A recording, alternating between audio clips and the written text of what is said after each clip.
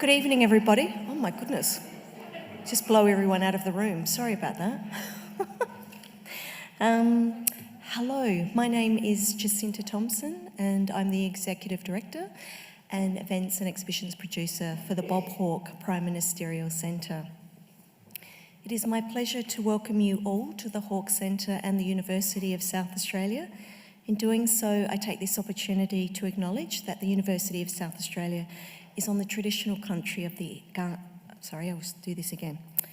take this opportunity to acknowledge that the University of South Australia is on the traditional country of the Kaurna people of the Adelaide Plains. We recognise and respect their cultural heritage, beliefs and relationship with the land, and we acknowledge that they are of continuing importance to the Kaurna people living today. Tonight, we will hear from award-winning journalist and political commentator Sean Kelly as he discusses his latest quarterly essay, The Good Fight, What Does Labor Stand For? Sean will be in conversation with Misha Ketchell, editor of The Conversation. So Sean, welcome and thank you for visiting us at the Hawke Centre. It's lovely to have you here. And Misha, thank you for coming back. We must be doing something right. It's really lovely to have you here at the Hawke Centre again. The session tonight...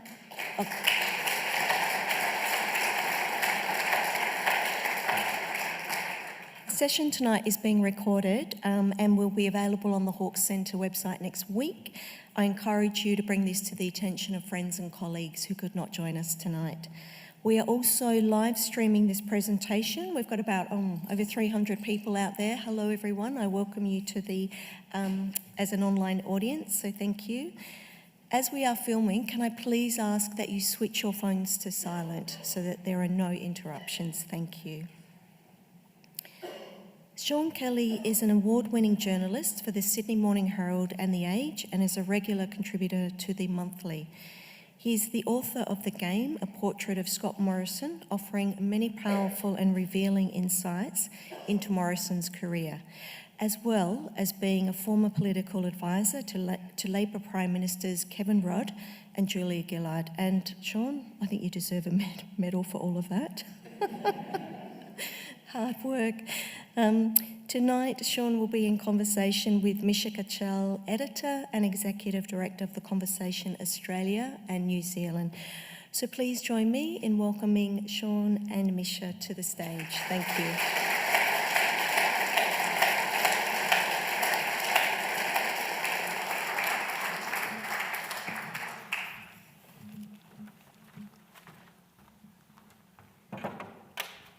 Hello everybody, and thank you very much for coming tonight. I'm especially looking forward to having this conversation with Sean because I think that this book he's written, The Good Fight, is a fantastic essay. Can I just see, has anybody in the room had a chance to read it yet? Can anybody put up their hand if you had a chance to read it? Okay, excellent. It's a really interesting choice of project, and maybe I might actually start there because basically, we've got the Albanese Government, which had a thumping political victory this year, is now firmly in its second term, at a time when many people would say that it has been stable, successful, managed largely to avoid major controversy. Many people on the Labor side of politics would say that this is a great moment of success for Labor and success for sort of the progressive side of politics. And Sean has chosen, interestingly, this moment to write a book asking the question, really, what does this government stand for?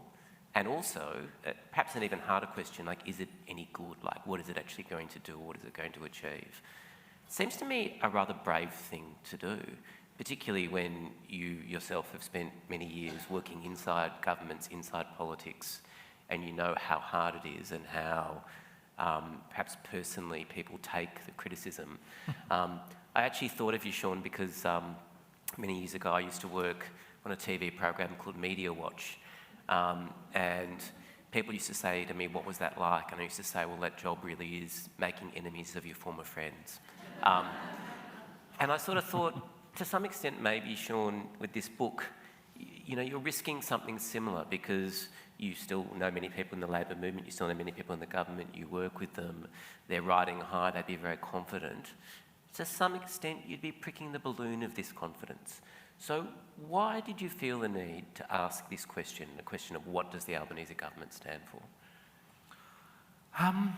Well, I guess the answer is it came from a slightly different direction to start with. It came partly from that direction, it came partly from another direction. The other direction was that I was driving, those of you who have read the essay will have heard this, have read this, but I was driving one day to pick up my son from childcare, and I called my grandfather's wife, and she's a woman of great political foresight. She said that Kevin Rudd would be torn down by his own side long before anyone was imagining anything like that, and lo and behold, it came to occur, and she's had several Cassandra-like predictions that have come true. Anyway, that's actually irrelevant. She asked me what I believed, and I didn't have an answer. I didn't have a very good, well-thought-out answer, and that started me down a rabbit hole of thinking, well, what is belief? Is it something that I can articulate, a set of carefully formulated philosophical principles, or is it a set of policies I believe in, or is it something quite different? Is it a feeling inside? Is it the way I respond when somebody else says something? And I think that is a big part of it for me. If somebody says something that outrages me, it makes me feel like there's an injustice being done, that's what gets me going. And I think, well, that's where my belief resides. But I think that's quite a complex question, actually. And one of the things I found in writing this essay is as I've asked people what they believe, everybody thinks I believe something. Most people I've spoken to have trouble articulating exactly what that is. And I don't think that means they're lying when they say they believe something. I just think it means it's a question with a nuanced answer. And then there was this other thing, and it's been nagging at me because I write a weekly column about politics, and I've been watching this government very closely for 3.5 years. And in some respects, they're a good government. They're certainly, I think, a competent government. I think Anthony Albanese clearly believes in old school Labor things. His priorities so far, wages, workers, Medicare, they are old traditional Labor pursuits. And I've worked with Anthony Albanese, and I have no doubt that he believes things quite sincerely and feels them as well.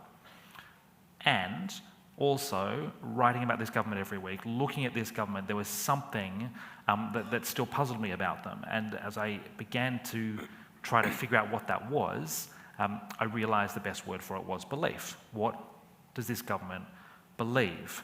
And that knits up with the other question of where belief resides, because there's a philosopher, there's an American philosopher called Daniel Dennett, who I discovered once I started to go down this rabbit hole of what is belief. And he says, well, belief isn't a feeling inside. Actually, it's something that you can discern from external actions. It is to be found in a pattern of behaviour. So that means if you say somebody believes something, then you can use that to predict what they will do next. So we don't really believe something unless we act in a way that is in accord with that belief. And I think as I was puzzling over these things, I realised that is part of the gap for me with this government. They are heading in certain directions, they do certain things, but they often pull up short. They don't go all the way towards the best possible answer. They often, quite deliberately, I think, avoid going far enough that it will actually upset anybody. And I think that for me, raises the question of belief.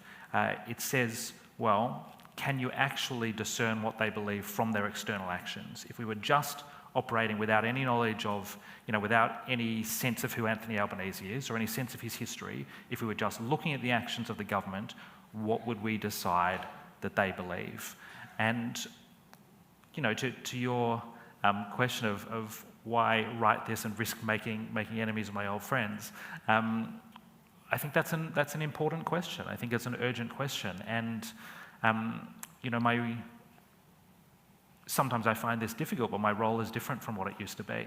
And I have, this is obviously a bit grandiose of me, but, it has occurred to me writing this that a thing that has happened to Anthony Albanese in his career, and a reason that he acts differently from the way he acted once upon a time, is his role has changed. He's Prime Minister. He used to be, a left-wing firebrand in the left wing of the centre-left party, and his role has changed. And similarly, I was a political staffer once, and now I try to get to grips with politics, and that means, I think fundamentally, that means trying to tell the truth. It seems to me that taking that position of saying that perhaps there isn't enough idealism in the way that this government is going about pursuing its goals, or it's not being clear enough about its beliefs, does leave you vulnerable, though, because the political consensus, when you're in the process of doing the work, it is managerial. It is about dealing with threats and risks, and political management is the number one priority. You're in this position of luxury in that you're now outside of that, but also by writing a book like this, you also set yourself up where people could say, well, Sean's being hopelessly idealistic. Idealism's very unfashionable in parts of Canberra, I would say.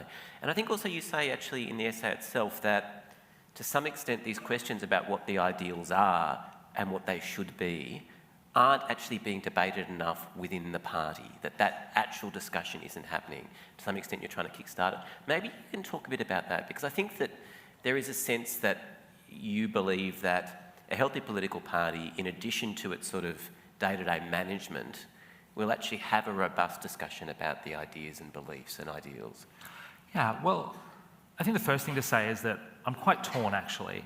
It's not that I just think the party should be idealistic. I know that's not exactly what you said. Yep.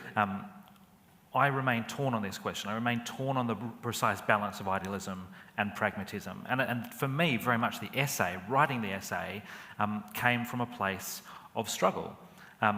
Struggling to find what I thought about the government. And, there's that, it's almost cliche now, but to say an essay, the word essay means attempt, and that is what an essay should be. And it was an attempt for me to try to figure these things out rather than just to lay out an argument which I'd already decided on beforehand. And I think if you read the essay, you can feel that in the writing. I'm coming to these conclusions as I write. I think there are some really interesting things when you look at that balance between idealism and pragmatism, because I think three things have happened to the Labor Party over the last 50 or 60 years now. Once upon a time, the party did describe itself, in fact it does still describe itself this way in its constitution, as a socialist party. Now it didn't mean Soviet-style socialism, it meant broad equality. But having an ideal meant that there was something that the party was heading towards. And the beauty of having an endpoint, again, not Soviet socialism, but some kind of utopian, if you like, utopian society of equality, more equality than we have now, means that you can always be measured against that. It's an accountability mechanism. You can say, did the decisions and actions we took this week bring us closer to our ideal? And if they did, then great, and if they didn't, well, you can try harder. When the Berlin Wall fell, when the Soviet Union collapsed, the Labor Party and centre-left parties across the world, this is an international problem, lost that end point because it suddenly became taboo to talk about socialism. And maybe that's fine. The point is not that we need to return to parties that want socialism as an outcome, but they did lose something there. They lost that end point because that talk of socialism, in effect, was a proxy for idealism in the Labor Party, which was always struggling between idealism and pragmatism. Always, always, always.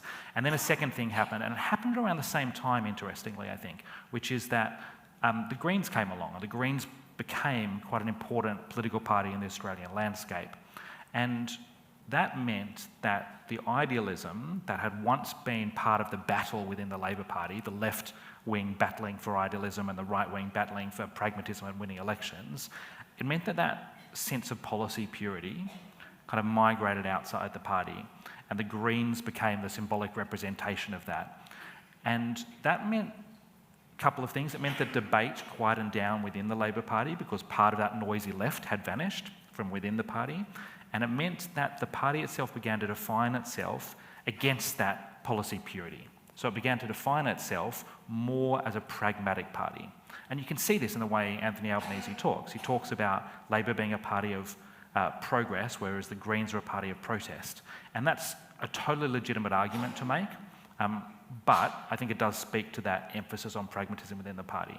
And then a third thing happened, and this is very recent, which is that a Prime Minister from the left wing of the party became Prime Minister, and then another thing happened at the last election, which is that the party's caucus is now dominated by the left faction. And I think that raises a really difficult question, which is if the left have always been the voice of idealism and the restraint on the pure pursuit of power within the party, what happens when the left become the powerful ones? Who is restraining them? Who is pulling them back in the other direction towards idealism? Yeah. And I think all up that means you have a more pragmatic party, and it also does mean, you can see this, that you have an incredibly quiet caucus. So there's talk, there is talk of a unified caucus, and Anthony Albanese says this as a really positive thing, that the caucus is more unified than it ever has been, and you can understand that a Prime Minister wants that, that a Prime Minister would feel like that is a great thing, but what it also means is they're quiet, and you don't have debates. And the thing about people in power, whether of any political persuasion, is they will always tend more towards compromise in the pursuit of power. It's just, it's a magnetic force in politics, long acknowledged, and you need some people pulling the other way. And at the moment in the Labor caucus, there just doesn't seem to be a lot of dissent. There was a report a couple of weeks ago in the ABC saying a bunch of Labor MPs are really dissatisfied with the party's stance on gambling reform. They really want more action on banning online ads, but they won't say so publicly. Okay, fine, maintaining the appearance of unity, and they won't say so in caucus. So how do you exert pressure in that situation? Yeah. So maybe let's go back, because it's some interesting material in the essay about Labor's history and the way that perhaps its history drives it towards this idea of pragmatism. You talk about this idea of Labor wanting to prove it's a legitimate party of government, and the fact that in many ways, it hasn't been seen, both in Australia and elsewhere, as a legitimate party of government. You could go back to the dismissal, for example. There's scars from that. That's driven it. But you also talk about the ways in which Labor perhaps has overlearnt the lessons of certain policy failures, or where ideas have been rejected. So can you maybe just talk a bit about the forces that are driving this sort of momentum towards a certain type of managerial pragmatism? I mean, there are so many forces to a pretty large extent. That's what the essay is about. But to single out this question of illegitimacy, there has been this sense in Labor from the very beginnings, and this is actually an international thing. It was there in Britain at least as well, and you can understand this. You suddenly had Labor parliamentarians who, in Australia, they were shearers, they were workers, and they were standing in Parliament alongside men of very good standing, men with money, men who were used to holding power. And so there was a sense that the Labor parliamentarians had to prove themselves. They had to prove themselves worthy of those positions. And so they felt that sense of needing to prove themselves, and there were large portions of society that always felt they were illegitimate. And that absolutely continued. Neville Wran, long-serving New South Wales Premier, wrote a foreword to a Labor history 40 years ago, which, 40 years sounds a long time ago, but we're talking about, the mid-80s. Absolutely in the minds of I think most people here today.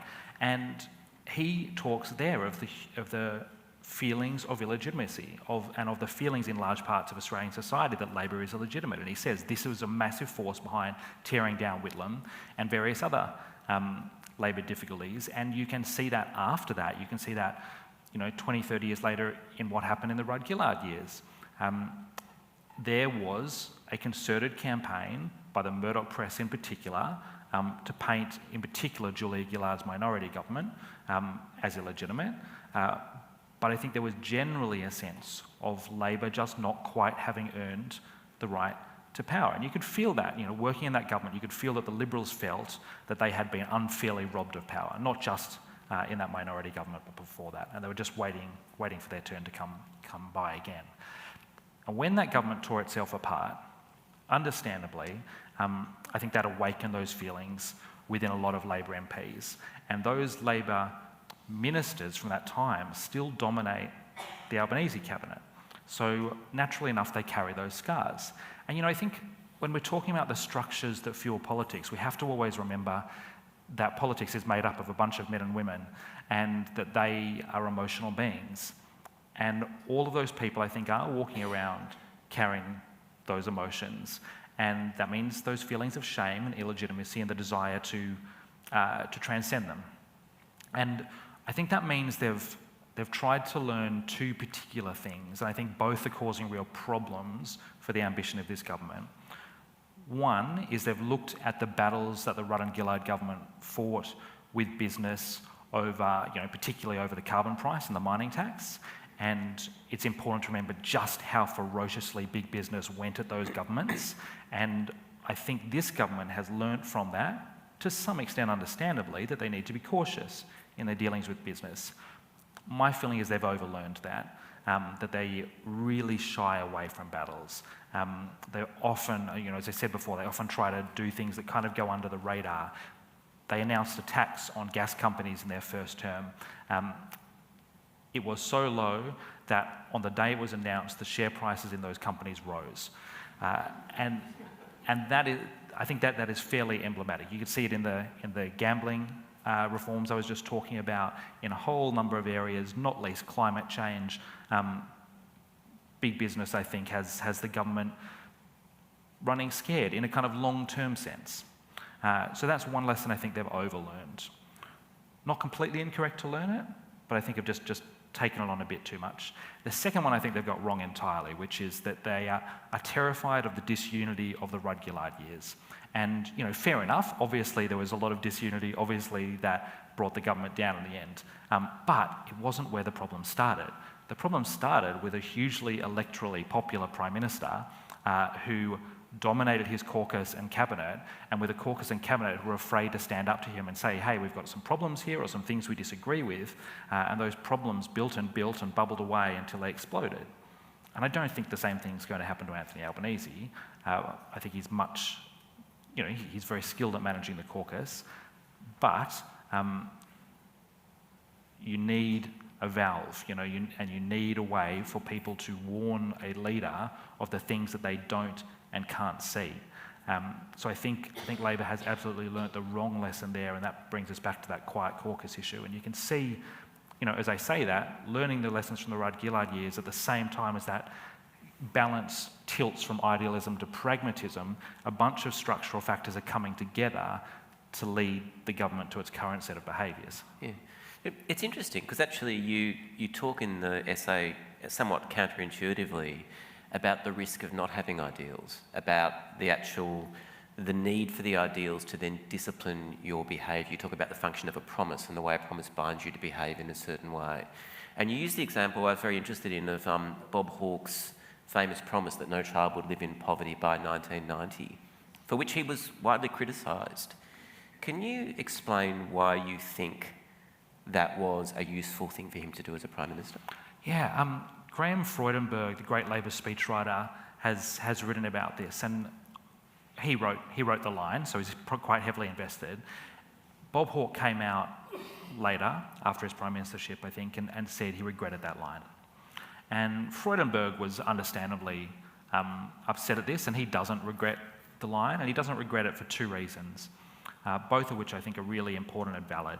The first is that line was backed up by policy action, and that policy action, in the form of a new payment, reduced child poverty by 30%, which is huge, a huge achievement, I think.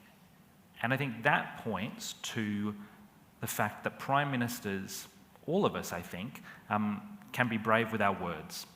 And sometimes, when we are brave with our words, it makes us braver with our actions. We give ourselves an ideal to live up to. And in some sense, that is the value of election promises, or of big election promises.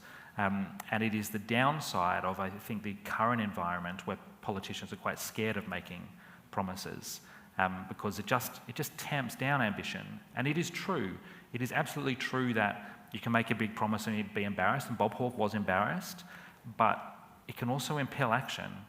And then the second thing is, it's a political benefit. Freudenberg says, what is forgotten now is the immense aura of excitement in that event, which was in the Sydney Opera House, it was the launch of the 87 election campaign, I think, and he said the room was just electrified, and Labor went on to win that election, and he thinks that was a part of it. And I'm sure he's right. And the reason I'm sure he's right is because I think excitement is a really big factor in politics. And I would go further and I would say excitement has always been a big factor, particularly in Labor politics.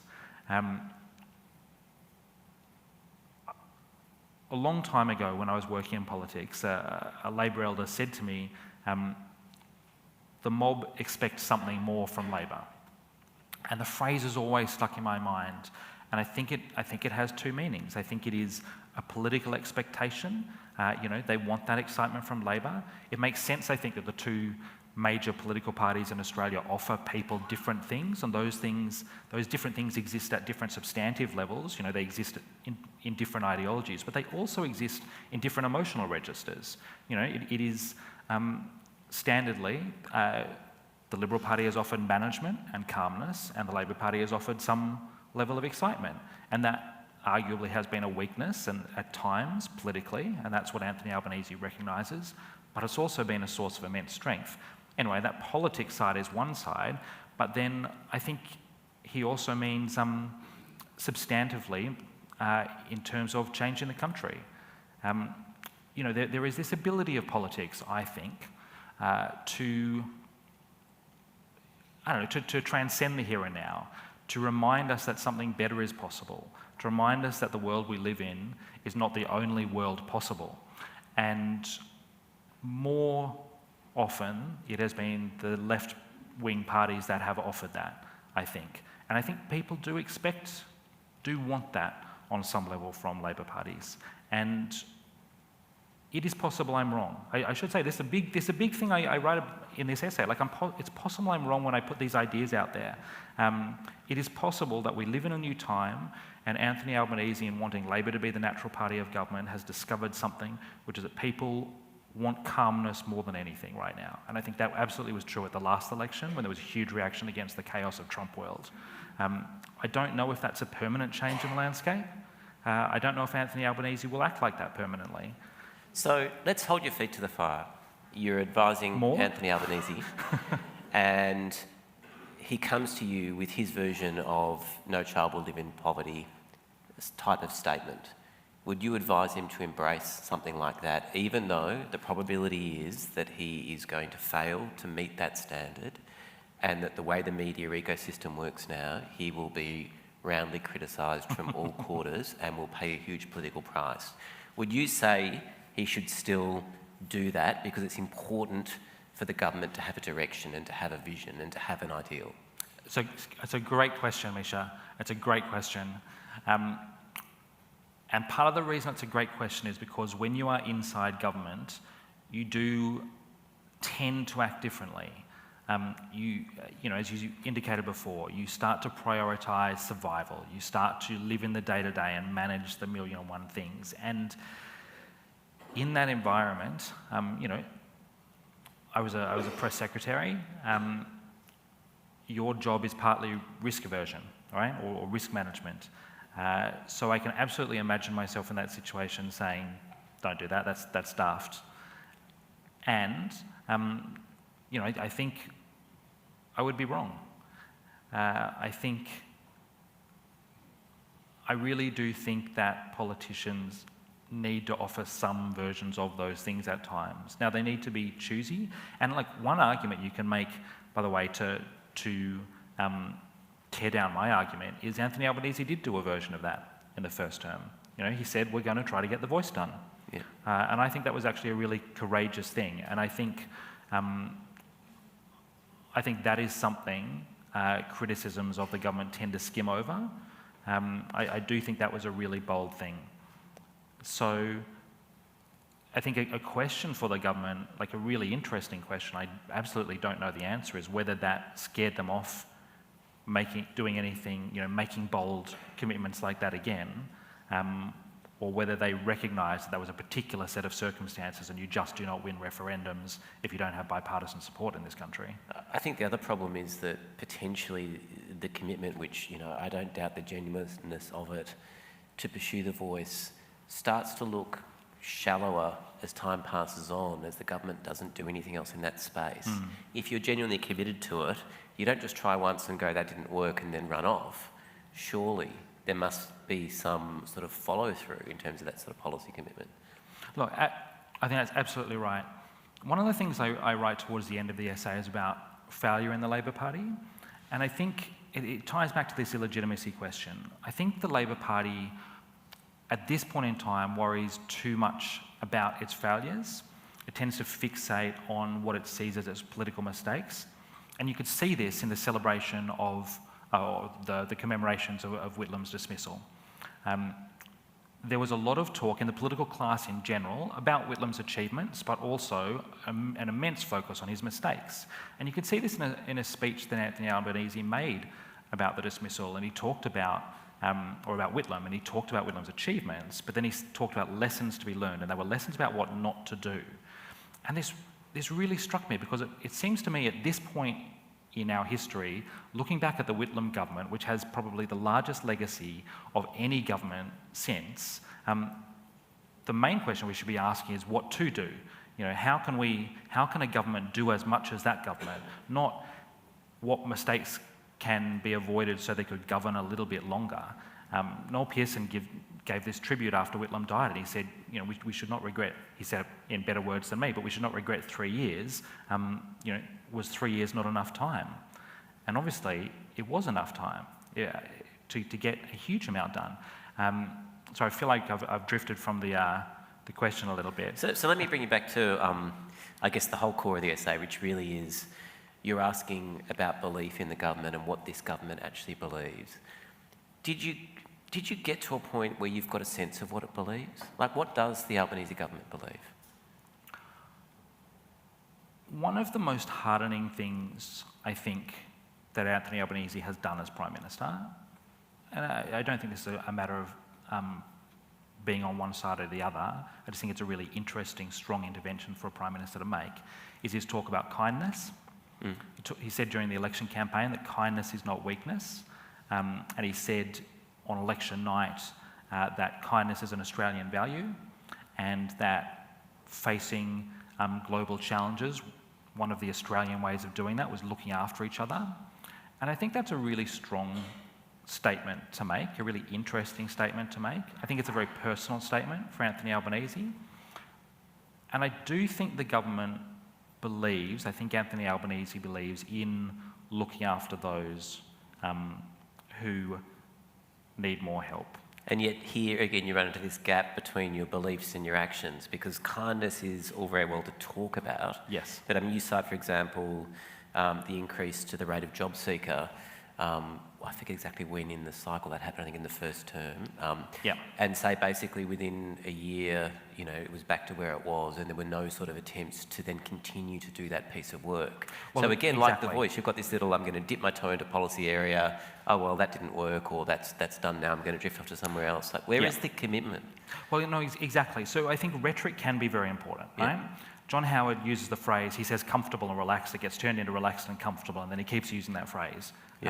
And I think that had a dramatic impact on Australia, because I think if you are Prime Minister for a long time, as Anthony Albanese wants to be, and you reflect a version of Australians back to ourselves, then you can bring us close to that reality. And I think John Howard achieved that, and that's why I say I think talking about kindness is important.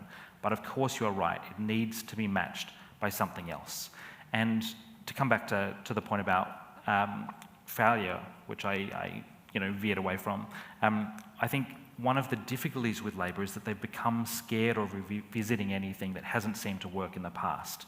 So, for example, Bill Shorten deals with negative gearing and capital gains tax. Significant measures when you're talking about equality and redressing the gap between those who have assets and those who don't. But Labor seems terrified of touching that again. And it's true in other areas as well. It's true, say, of carbon pricing. A point I make in the essay is that we forget now, or Labor seems to forget, that Bill Shorten was in opposition, and it's always very, very difficult to announce huge reforms from opposition, as John Hewson famously discovered. It is, we have to remember that Julia Gillard was the first female Prime Minister facing huge misogynistic attacks, with Kevin Rudd behind her, a divided caucus, in minority government.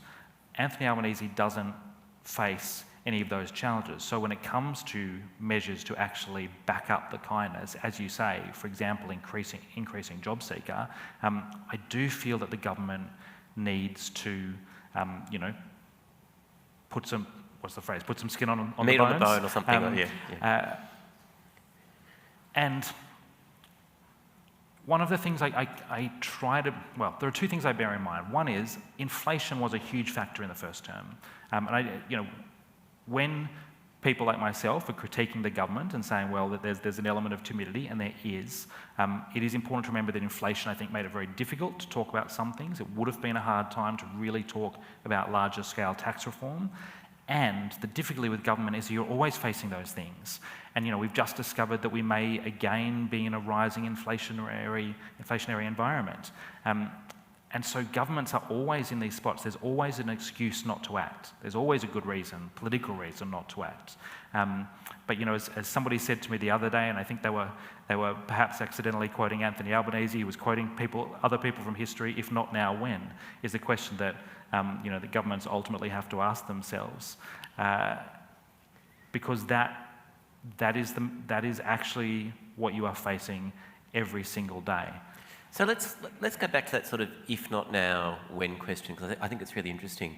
You very early in the essay, you quote Ross Gittins and Greg Sheridan, two notable journalists, talking about the shallowness of political discussion during this year's campaign, basically saying that it was incredibly trivial. There were very, very few points of policy difference between Labor and the opposition.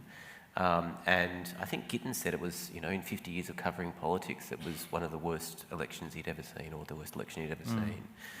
My question is, what causes that? Is that the fault of the politicians? Is this failure of idealism a failure of nerve, a failure of character, a failure of imagination? Or is it actually a failure of our political system itself? Is it just not possible to prosecute those arguments anymore? Would you be foolhardy to do so? I mean, I presume there are tactical reasons why there were very few real meaningful policy differences between the Coalition and Labor at the last election. Yeah. Has something changed? I mean, lots of things have changed. Yeah. Some of the structural shifts that I talked about in relation to Labor are important. Obviously, the Liberal Party is also torn in an ideological sense, so that has made it very difficult for the Liberal Party to have a strong, coherent policy agenda over the last few electoral cycles, because constantly the leader is having to come up with policy that somehow satisfies both the moderates and the extreme right of the party, and really that means kind of dodging things and cobbling stuff together that ends up being fairly meaningless. For example, the nuclear policy, which everybody knew was a fudge to avoid having to actually talk about net zero. And so there are structural factors and divides in the parties. You also have the question of the media, of course. And this is definitely something people in politics believe. And they're not entirely wrong, right? Definitely the media landscape has changed. It is incredibly fragmented. It's very hard to reach large chunks of people at all, including large chunks of young people who simply avoid the mainstream press. All of those things mean that it may be, I think it probably is, much more difficult to conduct a serious policy conversation, and we were talking about this earlier today, a serious policy conversation with the Australian public. And I wonder sometimes if we have overdone this narrative, if the political class has kind of accepted somewhere along the way that reform is harder. And the reason they've accepted that is because, why? Because the Labor Party went crazy and tore down its leader rather than delivering a carbon pollution reduction scheme. So we don't really know. We don't really know what would have happened at the next election if Rudd had persisted with his mining tax and his carbon price? Or are we basing on the fact that Julia Gillard, facing the worst set of political circumstances of any recent Prime Minister, couldn't deliver a carbon price? It seems to me that we don't really know, because at the start of that cycle, there were terrible circumstances or very weird circumstances. And in the last 10 years, people have just stopped attempting things to a very large extent, with the obvious exception of Bill Shorten, again, doing things from opposition, not a good example. So it feels to me that it hasn't been tested. We haven't had a strong reforming government facing into this media landscape. I think that gives me hope. Before the last election, the Labor Party did figure out a way in which the media landscape has shifted. They figured out that you actually need a lot of time for an argument to trickle through to people. And so rather than announcing big policies during the election campaign, which is traditionally what has happened, you have a 5 or 6 week map and you announce big policies, you know exactly when you're going to do them, you follow them up with campaign materials. Instead of doing that, they made a series of Medicare announcements. They did them early in the year, well before the actual election campaign, and they did that because they knew the landscape was so fragmented and it would have time to get to people, and it did. And that makes me wonder if, well, what if they tried the same approach with a difficult reform? You know, Medicare, making Medicare better is a pretty easy sellable reform. You're not trying to win an argument, you're just trying to make people aware of what you're doing.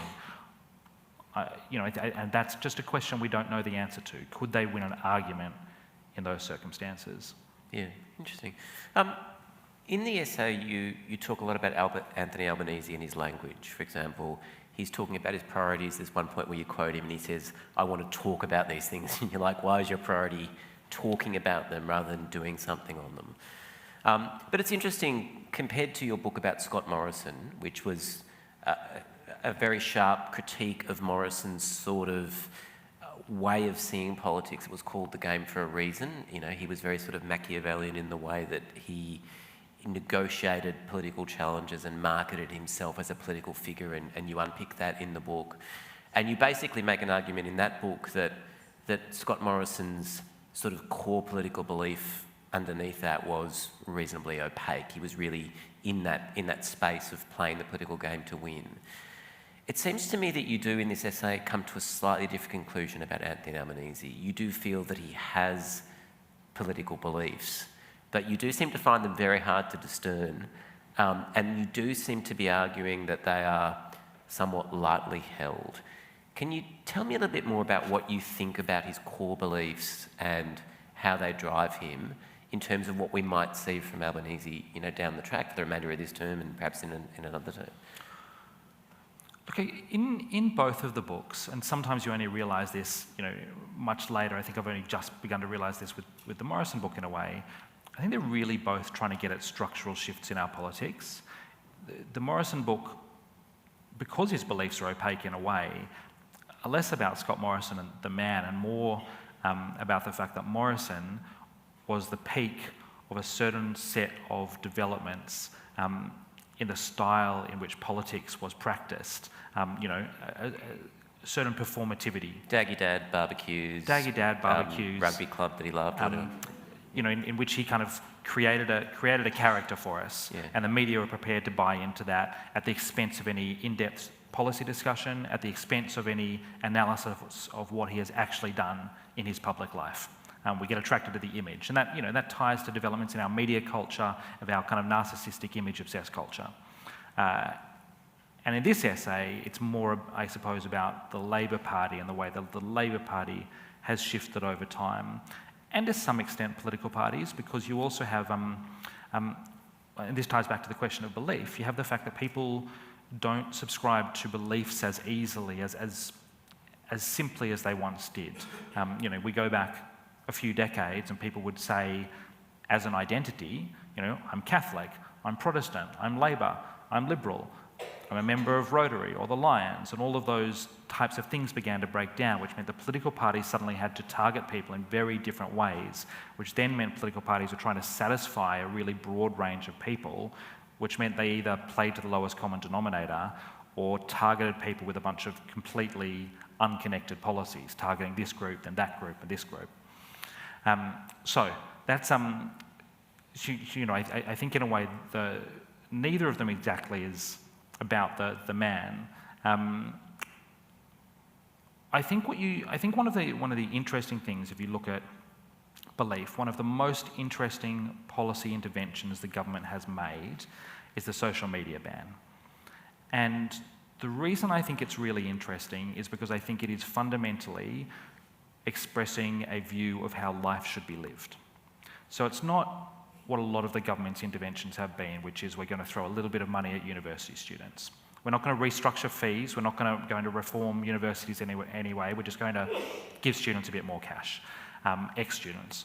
A lot of them are kind of that little splashes of money type style. Very small scale interventions don't deal with the fundamental problems. But here they are going, actually, we're going to make a society-wide intervention, and it is about the way people live their lives. It is about children, but it is also about all of us. It is about the role of phones in our lives. It is about the role of social media in our lives.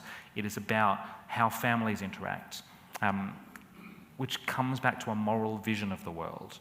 And the reason, that is enough to make that interesting to me. But the additional reason I think that's interesting is because the moment we find ourselves at as a society is a really interesting one, in that we are part of the neoliberal society. The neoliberal society is a society of markets and deregulation and privatisation, in which everything is private and everything is subject to the market, aged care, childcare, our entire lives basically. And that has been the consensus since Reagan and Thatcher. And you can see this in the culture in general. The debate is slowly moving away from it. Not entirely, but there is more and more dissatisfaction with the way we live our lives, and I think in particular with the level of inequality in our society. And while that measure doesn't deal with inequality, and one of my strongest criticisms of the government is that they are failing in a very large way to deal with inequality, that to me signals the potential start of a genuine questioning of the way we live. Whereas I think a lot of what the government does is at the opposite end of the spectrum. It is actually about leaving things as they are. And I talk in the book about the way this government has kind of moved into a conservative approach to Australia. And that means accepting society as it is. So I wonder if there's a little hint in that social media stuff. It's interesting. It seems one of the arguments you're making is that a sort of a political pragmatism or managerialism inevitably drifts towards a conservatism. It ends up being that you are thinking about preserving a certain way of the world being. And you talk about, for example, Anthony Albanese, when he's asked about his beliefs, and he talks about, I like fighting Tories, or I like doing these certain things. But it seems that those are almost about preserving a way of the world being, not a vision of the world being a different way. And I think what you're saying, and I think this is interesting, and this is right, that with the social media ban, you're starting to see some sort of sense of an idea about what it might mean to be in a society, and the government prepared to actually take a risk. In some ways it's a low political risk, because you're not, taking money off anybody. It's the downside risk is lower than perhaps some other policies, but it still is a risk. It's the sort of thing where there could be a lot of criticism of that policy. A lot of young people are unhappy about it, but it is sort of expressing something that feels close to a value, so it does feel like it could chart something else. Let me go back to another question though. Early in the essay, you talk about your own beliefs and being put on the spot and not being able to articulate your own beliefs. I'm really interested, since you've written it now, you're out, you're talking about the book, have you got to a stronger sense of your own beliefs? Can you articulate them now? Like, what are your core political beliefs? I'm serious, I'm really interested. It's a great question. I'm absolutely not going to answer it. Part of the reason is that, I have not given it a lot more thought since that question. I think in part because I instead, maybe as a kind of denial obfuscation mechanism, switched paths to thinking about what this government believes. Maybe this is just a long, long way of avoiding dealing with what I believe. And I guess it comes back to that role question in a way.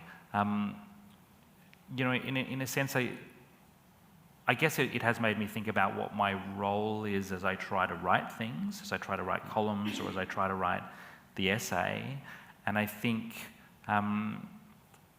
I think it is to, this is a cliche, but I think it is to be as honest as possible with people about what I think is happening, not trying to pull any punches.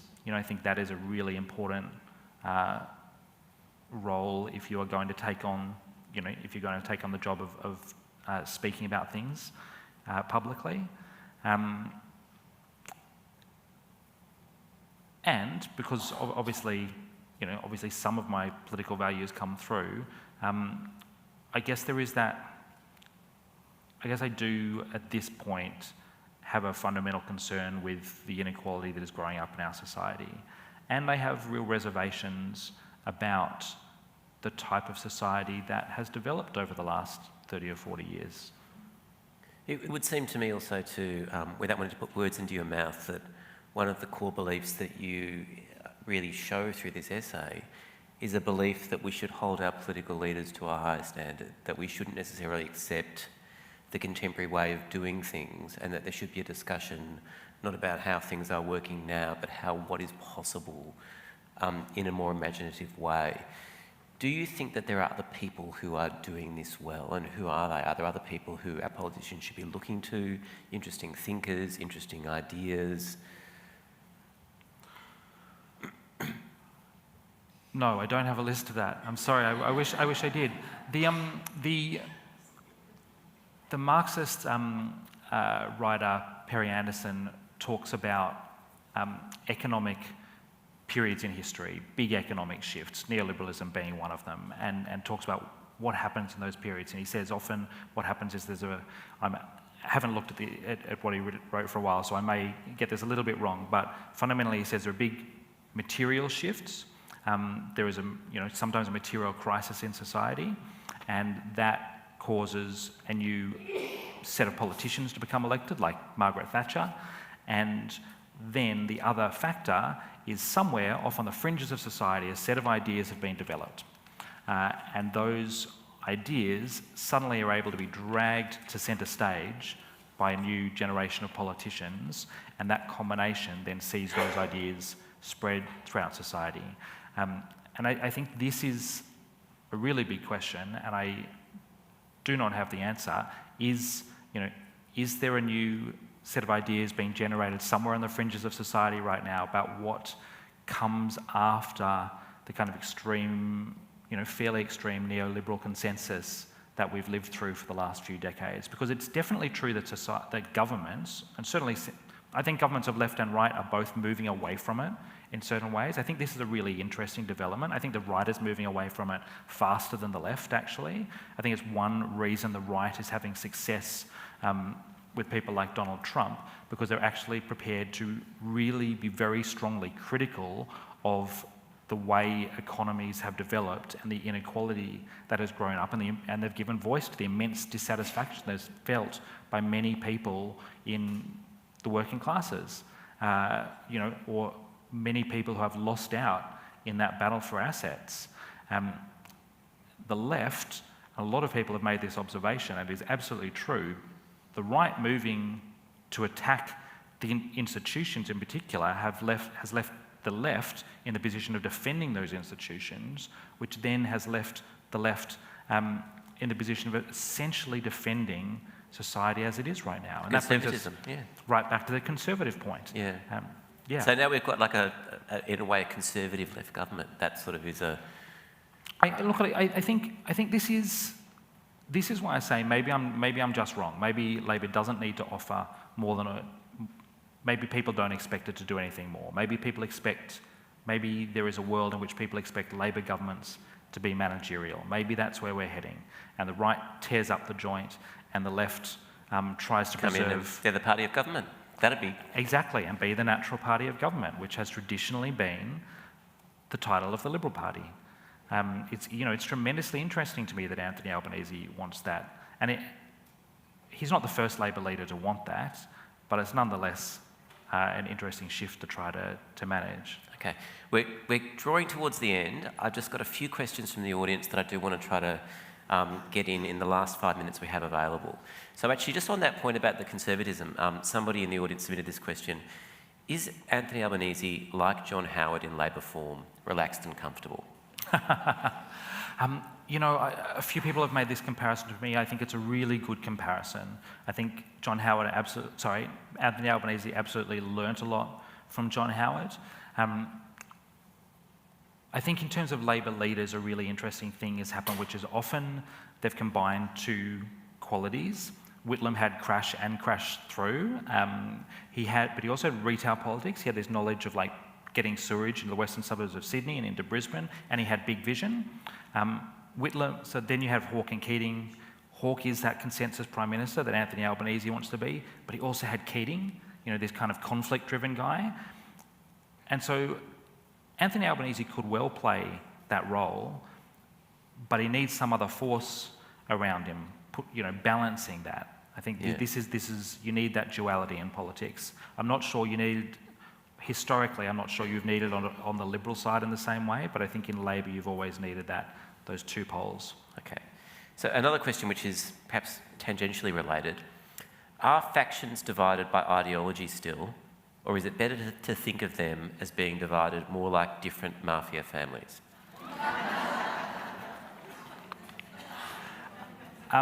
Definitely different mafia families.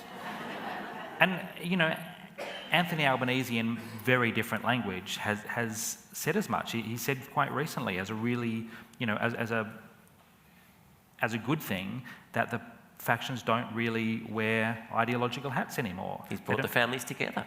That's right. That's right. Interesting. Okay. Why is the Labor government reducing the transparency of its decisions? Somebody has asked.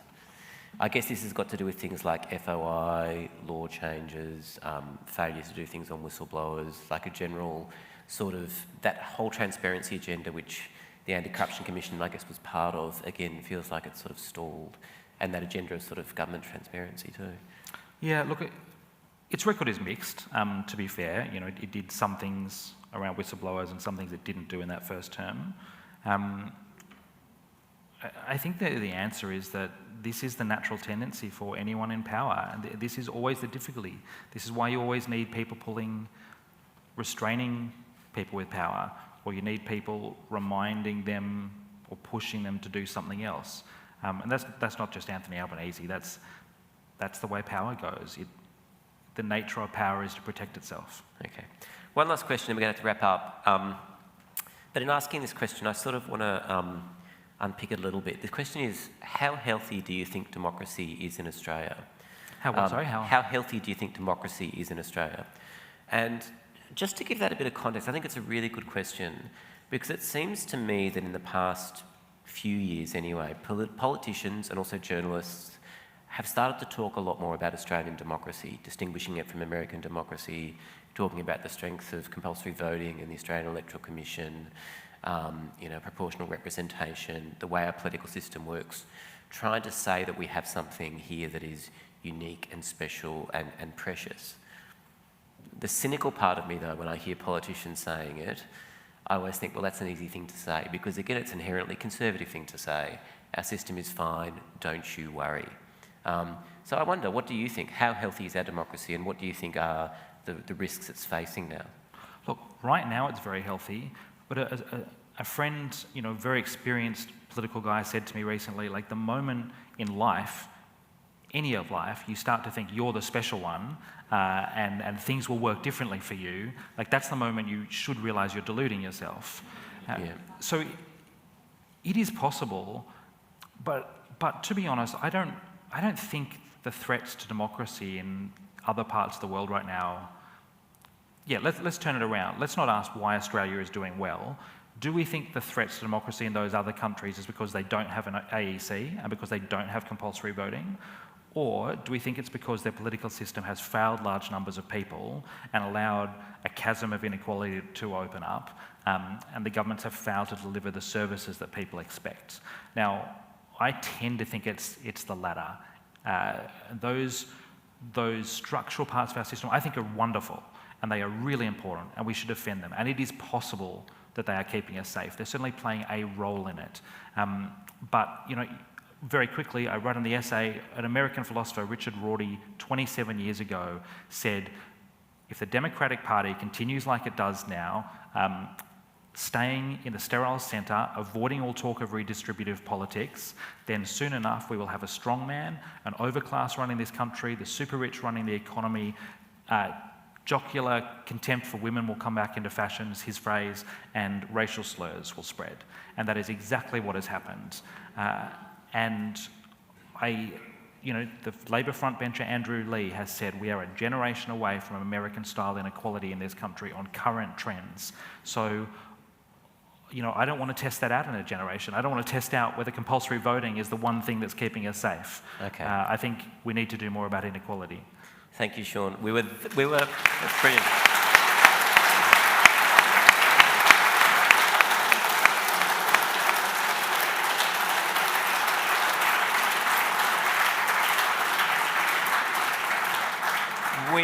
We were that close to ending on an optimistic note, but we didn't quite get there. Just before Jacinta sort of closed, I wanted to say thank you everybody for coming tonight. Thank you, Sean. It is an absolutely terrific essay. It's incredibly rigorous and thoughtful and nuanced. It's exactly the sort of political writing we need in Australia, and I think it's a conversation really worth having, although I started off by saying that I think Sean was somewhat brave to write it, because I think if you're politically cynical, you can sort of dismiss some of the aspirations about ideals. I think it's a very important part of political discourse. So it's great that you're all here talking about it. It's terrific that so many of you have read it already, and I would encourage you, if you haven't, grab a copy when it's over. But thank you very much for coming tonight.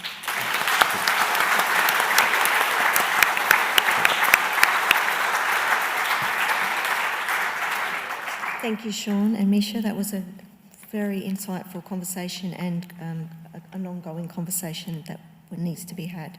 And we will continue that at the Hawke Centre, like we always do. So, copies of Sean's quarterly essay, as we've just heard, available in the foyer. Sean will be in the foyer to sign those copies for you. Now, this is our final Hawke Centre presentation for the year. Don't panic, we are coming back. It is our final presentation as part of the University of South Australia, as we know.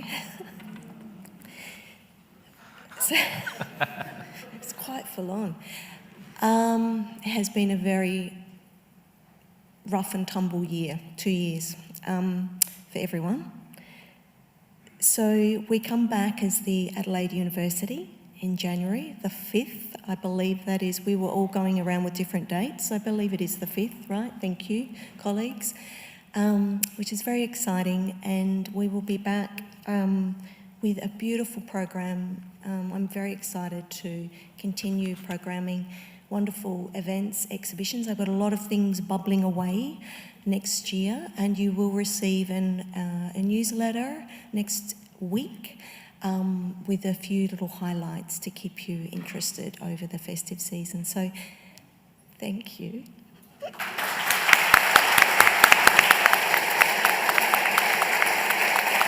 Thank you. And thank you for your ongoing support. We have a lot of supporters here who are here every single event. Thank you, thank you. And we would also love to have new people come and join us next year and beyond. And I think going into that new university will expand that as well. Have a wonderful, wonderful festive season. Stay safe, keep happy, and we'll see you next year. Thank you.